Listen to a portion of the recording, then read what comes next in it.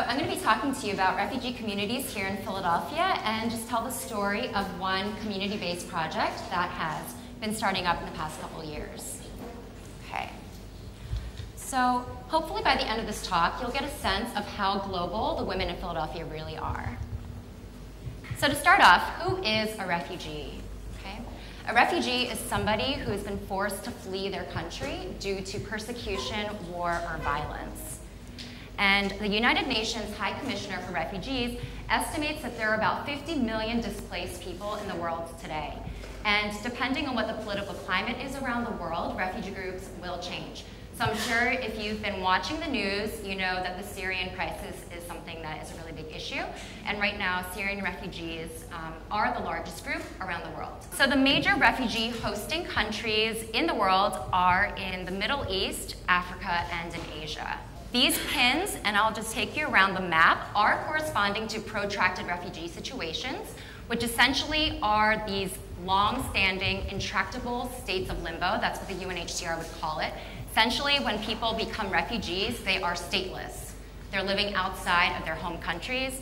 They don't necessarily have citizenship anymore, and they might just be experiencing insecurity to their own personal safety. So the pins are corresponding to some of these long-standing protracted refugee situations, and the stars are corresponding to regions of the world in which we are seeing African refugees coming to Philadelphia. Okay? Sorry, this map is not up to date. Okay? So Sudan and South Sudan are actually two different countries now, but they don't show up on this map. Okay? Also, Eritrea and Congolese refugees are coming to Philly today. And in the Middle East, as well as in Asia, we are seeing refugees coming from Bhutan, Burma, and Iraq. Okay? And I will touch upon how we have been engaging with these communities. So the United States acts as a third country resettlement for refugees. So what that means is that when people come to the United States, they have been granted refugee status. They are coming over here because Homeland Security is saying, we are willing to resettle you, we are willing to receive you as new citizens in our country. So the United States resettles the absolute highest number of refugees, but if you look at, based on population or per capita, the burden of refugees is actually not the highest in the United States. And Pennsylvania is one of the 10 countries that receives the highest numbers of refugees in the United States. And within Pennsylvania, Philadelphia County receives one of the highest numbers of refugees as well, you can see on this map. And so where are these refugees in Philly, you might ask? Okay. We can see them in South Philadelphia building communities. We can see them in Southwest Philadelphia building a lot of new communities, as well as in the far northeast.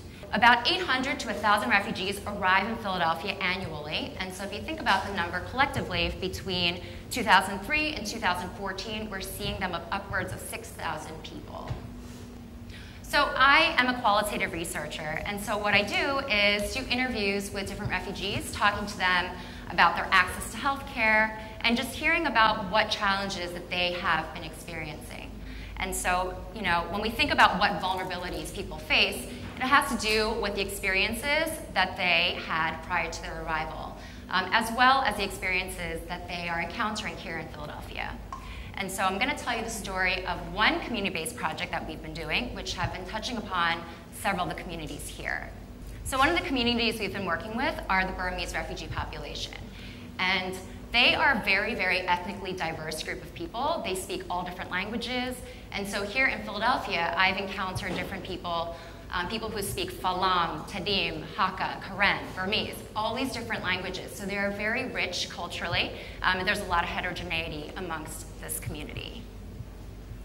We also work with the Bhutanese population. These folks are ethnically Nepali, and they were essentially revoked of their citizenship in Bhutan, which forced them into these long-standing camps in Nepal. And so after about 20 years in the camps, they have been resettled around the world for third country resettlement.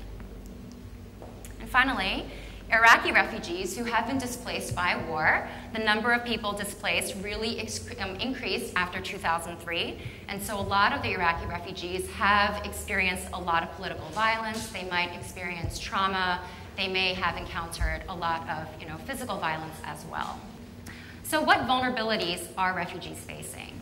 Okay, if you think about immigrant stories, people can tell you about all these different barriers that they face in the United States. So you can just imagine that if you are coming here involuntarily, okay, because you've been forced to flee your country, there can be different types of challenges that you're facing.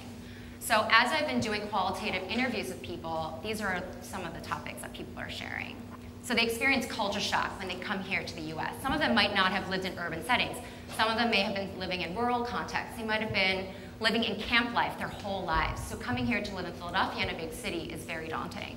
Certainly people are experiencing language barriers. Trying to learn English is something that is a very tall order because the United States government is expecting people to become self-sufficient within 8 months of arrival, okay? Which is a pretty tall order because within those 8 months, they should have their kids enrolled in school, they should have a full-time job, they should be able to pay their rent, they should have all their medical examinations completed, they should be, working on all their immigration requirements. They should be learning the SEPTA system. They should know how to get around. They should be dealing with stress, all of these things. So it's a very, very, very big task that we place upon a lot of these refugees. And certainly what we see are that people are underemployed. They might be working in low-wage jobs, working many, many hours, which is not enough for them to provide for their families. So they might be experiencing economic insecurity in addition to a myriad of other challenges. And I wanted to tell you the story of the Refugee Women's Textile Initiative, which started off as the Philadelphia Burmese Women's Initiative. So this started off when I saw an opportunity for a grant called the Turning Point Prize, which is given by the Women for Social Innovation. So this is a small-scale grant, and I was talking to a couple people at a refugee resettlement agency here in Philadelphia called the Nationality Service Center. And so I talked to some of these staff members and said, there's this pot of money. Do you think that it would be a good idea to think about a community-based participatory program? So some of the social services staff said yes, and if it has to be targeted towards women, why not think about working with the Burmese community? So I talked to a couple of people within the Burmese community, people who worked as interpreters, case aides, ESL teachers, asking them, if we were to get money, if we went for this grant, would you be interested? Do you think there's enough interest amongst the community to do community-based participatory programming? They said, yes, you should apply for this grant. So I was like, okay. So I applied for it, but then when I went in to present this to Women for Social Innovation, I told them the idea is to be community-based and participatory, which means I don't know what the project is yet. You're going to have to take a leap of faith with me because it's really going to be up to the community members to decide what they would want to do. What is it that they really need? What is it that's going to empower them? And they took that leap of faith with me, and they said, okay, we will give you this money. We believe in this community. And so with that, for about 5 months' time, with the support of NSC Social Services, with the support of some graduate students, we talked to Burmese women in Philadelphia. What is it that you really need? What is it that you think community building can come through? And so after talking to a lot of different people, the thing that just coming up was sewing. We want to learn how to sew. We have all these textile traditions. Some of us weave. Some of us know how to make traditional clothing. Some of us are maybe thinking about sewing jobs for the future. And so I was like, okay, we will do sewing. And I'm just thinking, I have no idea how to sew. So I'm just looking around, and I came across Maid Studio and called up the owner of that, Rachel Ford, and told her, there's a group of Burmese refugee women who are really interested in sewing. I don't know how to sew. Are you interested in getting involved? And she said yes. And it turned out to really be a match made in heaven because she, with Maid, has a vision to bring small-scale manufacturing for Philadelphia. So Philadelphia used to be a textile manufacturing hub, but after a lot of the economic changes, manufacturing left. So she really envisions it coming back to Philadelphia. And so it seemed like a really great match made in heaven for this community to really come alongside Maid.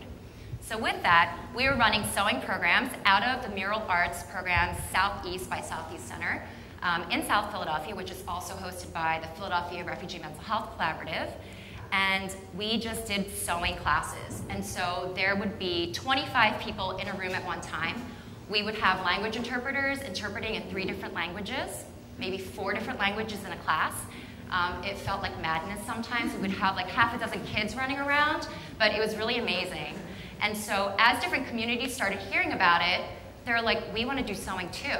And so we decided it can't just be limited to the Burmese community. And that's how it grew into the Refugee Women's Textile Initiative. And this is really a collaborative effort. It's a collaboration of women in the refugee communities working with different partners and agencies in Philadelphia to think about bringing textile programming to the city, something that is for refugee women by refugee women. So what's happening is that Made Studios has been training refugee women to become the teachers. So now they are teaching classes directly in Nepali. They're teaching classes directly in Arabic in the neighborhoods in which these communities are living. And so we're really seeing a lot of community engagement. We're seeing people really feel like they're being empowered and doing something that they love. And so we've been slowly gaining momentum and seeing a lot of really great things happen. And so the theme of the conference, I know, is momentum, and I was thinking a lot about what does that mean for the Refugee Women's Textile Initiative. It's so grassroots, it's still so startup, and it made me think that momentum is not a linear process, especially when you're working with multicultural communities, especially when it's community-based and participatory, which means you're trying to make everyone's voice heard. You're trying to make sure that the stakeholders' priorities are the ones that are going to influence the decision-making. Even though momentum sometimes can feel really, really slow, I sometimes see it as it's actually a snowball. So it's not necessarily gaining momentum and speed, but it might be gaining momentum and who's getting involved, who's getting caught up in that as well. And so, we're really thankful to all the different partners in the city who have been really great in trying to support this vision. And certainly the biggest thanks have to go to the refugee women themselves, because they're the ones that thought of this idea.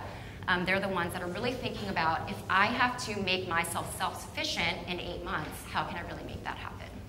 Okay. Thank you.